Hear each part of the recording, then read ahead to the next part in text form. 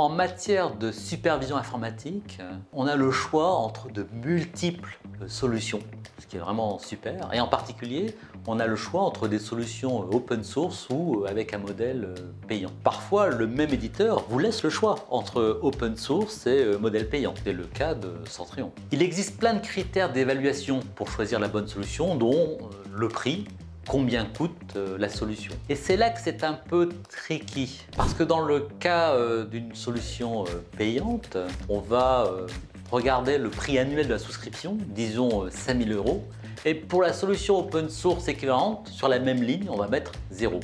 Waouh, il y a une solution gratuite, donc c'est forcément la moins chère.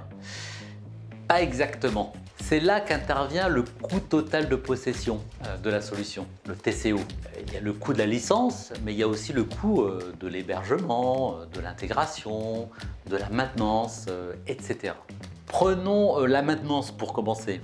Si la supervision est critique pour votre activité, même dans le cas d'une solution open source, vous allez souscrire à un contrat de maintenance dont la valeur n'est pas 0, alors que ce contrat de maintenance est inclus dans la souscription logicielle de votre solution payante. Et puis, il y a les coûts cachés. L'intégration de multiples briques open source pour obtenir le fonctionnel voulu. Le développement d'intégrations, d'extensions qui ne sont pas incluses par défaut. Le maintien d'un socle open source, d'un OS, d'une base de données. L'achat de prestations auprès d'un intégrateur système. Et la liste comme ça des coûts cachés est encore très longue.